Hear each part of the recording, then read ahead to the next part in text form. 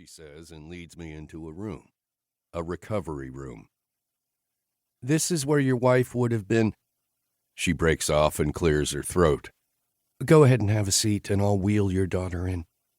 I nod and sit in the one uncomfortable chair opposite the empty bed. That's where Jessica should be, not on her way to an operating room to... Here she is, the same nurse says as she walks back into the room, wheeling the hospital cradle to me. I look inside, and there's my little girl. 6 pounds, 4 ounces, the nurse says, and 18 inches long. She's perfectly healthy, Mr. Wilde. Yeah, I have to clear my throat as I gaze down at the baby. She's beautiful. What's her name? I reach in and scoop her up, then lift her to my face and breathe her in.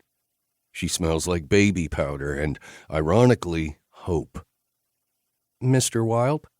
I kiss my daughter's cheek and then look up at the nurse, raising an eyebrow. Yes? What's her name? Holly, I reply, looking down into the face that looks so much like Jess's. She wanted to name her Holly. That's lovely.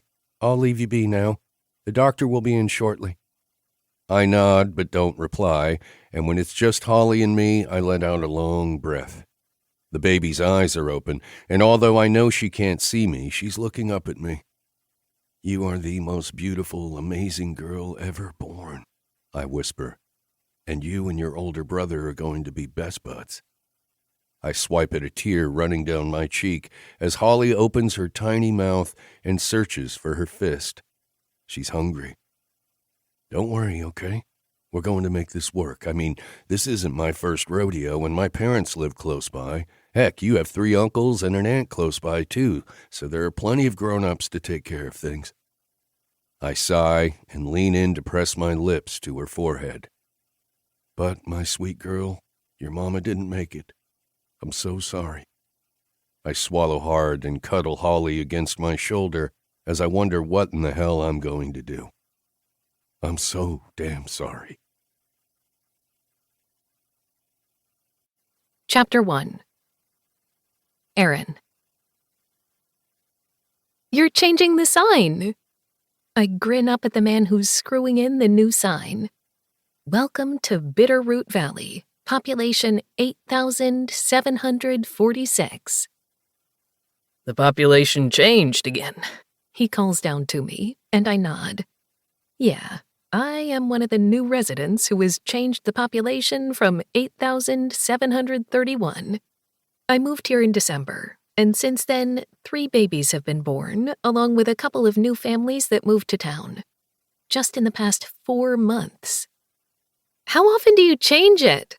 I call back. Once a year, when it's warm enough to climb up on a ladder without freezing to death. He informs me. I nod, look at the sign once more in satisfaction, and then keep walking, on my way to work. It's official. I'm a citizen of Bitterroot Valley, Montana. I mean, sure, I've technically been that since December when I came here with all my cousins for a vacation and decided to stay, but it feels extra official now, and I couldn't be happier. I knew as soon as we landed here that this was my home. With a little more bounce in my step, I make my way down the sidewalk. It's finally springtime, which means that the bitter cold from winter seems to be over. We still have a little snow on the ground, and I've been told that the mountains will have snow until early summer, but it's finally warm enough to walk to my job at Bitterroot Valley Coffee Company. I love my job. I've met so many people already, thanks to the coffee shop.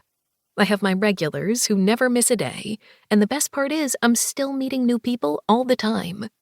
I've never really considered myself to be a social butterfly, but I admit that it was hard to move away from my huge, loud family to a place where I knew absolutely no one. But I've started to weave myself into the community, and it's only made me love this little town more. Not to mention, my new friend, Millie Wilde, works with me. Actually, she worked there first and helped me get the job. We became fast friends, and now I can't imagine my life without her. We're roughly the same age, and it's as if we've been friends forever. I tip my head back and take a deep breath, pulling in the crisp spring air, and smile.